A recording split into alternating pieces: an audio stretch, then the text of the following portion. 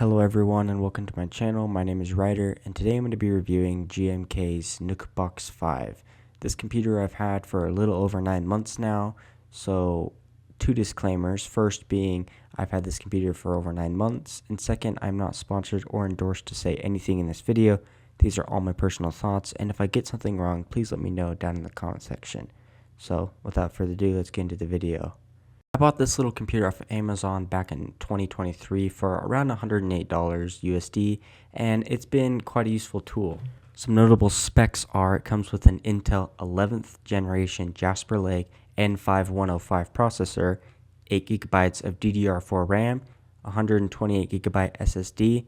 It comes with pre-installed Windows 11 Pro with the Windows key, has built-in Wi-Fi 5 and Bluetooth 4.2, and it comes with an Ethernet port and 3 USB 3.0 ports. In my opinion, the best way to review something is like a jerry-rig everything video where you do a complete teardown of the hardware of a product and see if the product's hardware is worth the value of the product. So today we're going to dismantle this little mini computer and look at the hardware, and then we're going to look at the specs of the computer, running some benchmark tests. I'm going to show off some different usages I've used for this computer because it is quite multi-versatile. And at the end of this video, I'm going to give my personal review and rating for this computer. Wiggle on out. It does. Okay, so here's the little SSD. This thing is incredibly tiny. After examining this for a solid 20 minutes, I realized I'd been looking at this the entire wrong way. The way you opened up the box to the next section was through these little silver pins on the outside. Just simply unscrew them, and then I realized, wait, I don't have the proper tool. I need a bigger screwdriver.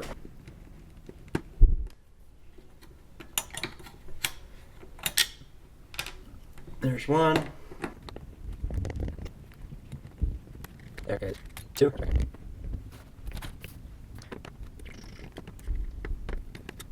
There's three. Sorry, the lighting's not this. There's screw 4, and then this middle plate just lifts off. There we go. We're trying to figure out how to get this thing out safely.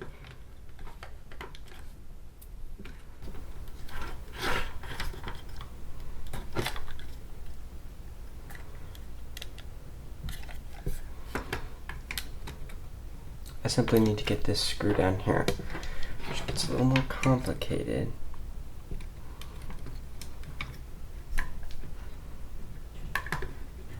Now for some reason, and I don't understand why, my camera just kind of completely stopped recording, like on and off sporadically. So if you notice that the setup switches back and forth, it's because I had to disassemble the computer after reassembling it a couple times to get the proper footage for the teardown. These little screws that we took out a second ago are under this first layer of the circuit board. So in order to actually get those out, it's kind of hard, but I found what was useful is by screwing these back in, and then, so hold up, by screwing these back in, adding a little bit of force, trying not to get scratch the conductive plating on the side of the circuit board, and then by pushing down while unscrewing, this is going to take a minute, time lapse,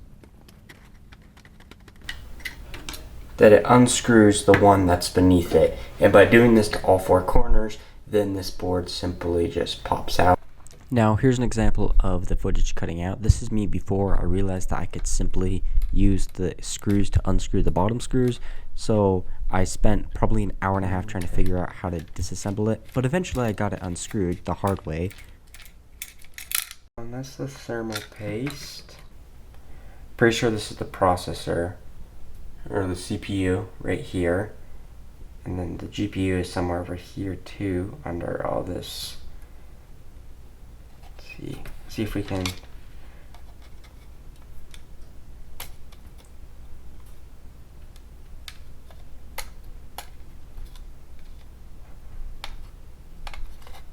Looking back at this footage, I realized that I look really dumb in this moment in time because I had no idea what I was doing, and I was just scratching the motherboard and all sorts of stuff.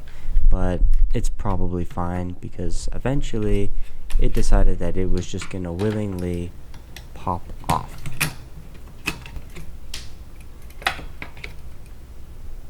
Woo! Okay. Well, that needs to gently just rest there for a minute. If you've heard the joke that a mini computer is a laptop in a box, at this point you should practically get it. It's essentially a laptop without a keyboard or a screen. I just thought I'd add that in because it was kind of funny, and I wasn't talking for the solid 20 minutes in the footage. These three pieces, which can be...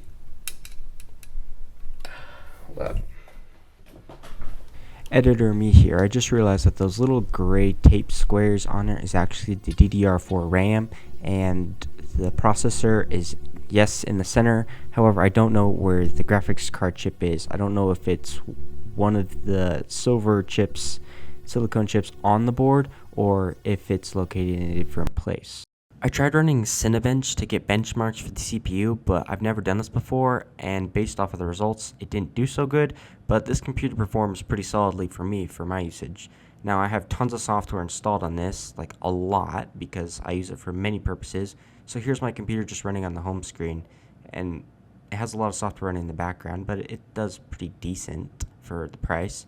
Speaking of software, I've gotten this to perform really well with Minecraft Bedrock, so I can play Minecraft and other games, but it doesn't really play well with games like Fortnite or anything that's like AAA, but it works pretty good for AA.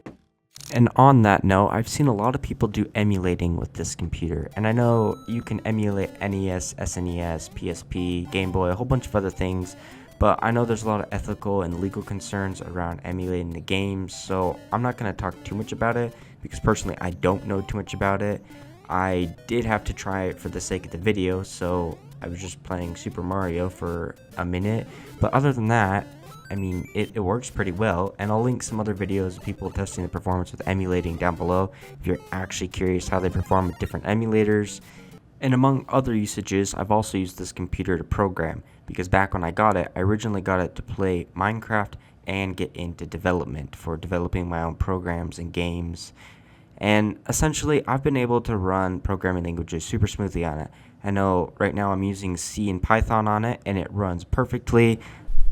I don't know, I'm trying not to be biased. I really love this computer, but there are some major downsides to it that I really wish weren't downsides, because it's almost a perfect 10 out of 10 computer for what I use it for. It's been multi-versatile for programming, playing Minecraft, even editing. This is the video being edited right now behind me at GMKtec. If you ever think about actually wanting to send me a new computer, I'd love it, be open to it. I'm always needing new computers and new technology for new videos and things. But honestly, I'd rate this a 3 out of 5 for performance.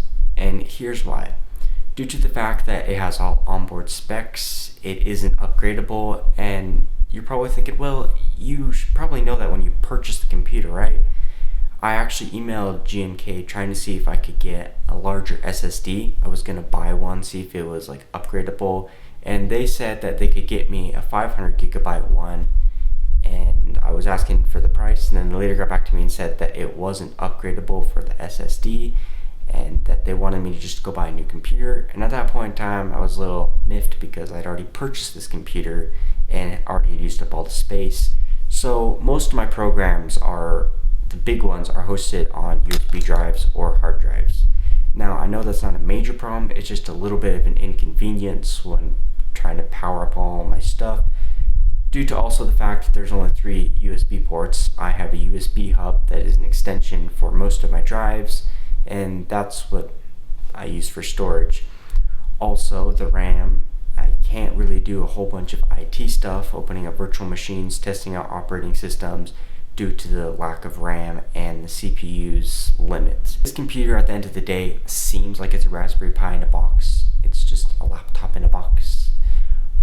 But it's pretty multi-versatile, and I've been using it for programming for about 6 months. I've had it for about 9 months.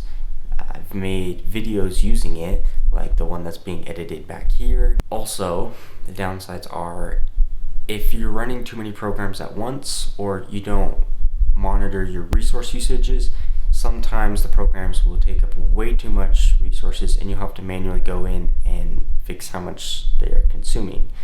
I know Adobe back here takes up so much processing power. Like, I can't do anything and run Adobe, but I can run OBS and Minecraft and have the browser open and still not even be at my max CPU usage. I mean, I'm pretty close, but it still functions properly. But when I open up Adobe over here, it just, nope, can't open up anything else. The computer might just die. There was one time I was trying to finish up a program for a project, and this computer just randomly out of the blue gave me the blue screen of death, and it was really freaked me out for a moment. Luckily, nothing was wrong, and it booted back into Windows, but that was a little bit of a scary moment. So you gotta watch out with this computer. It does get hot really quickly, and I don't know if you can hear that in the background, but that's the fan.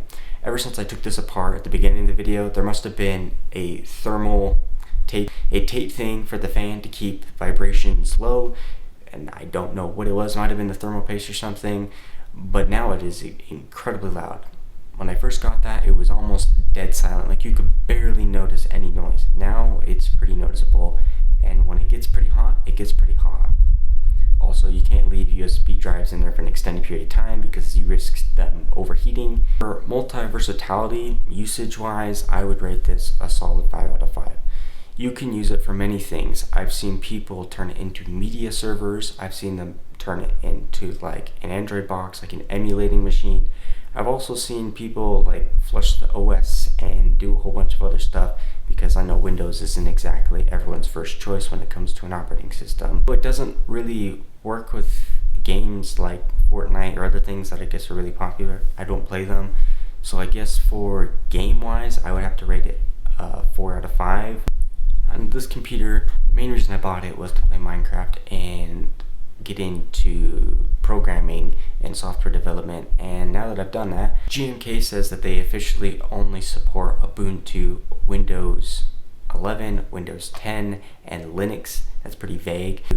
In the past, I've made tons of bootable drives and booted up things like Kali Linux, Mint Linux, Ubuntu, and Windows 10, and a whole bunch of other things, and it seems to work pretty properly. So you're not really limited by the operating system, you're limited by your technical know-how and how you use it, because again, you're limited by the computer's processing ability, and a lot of operating systems will take up different amounts of resources.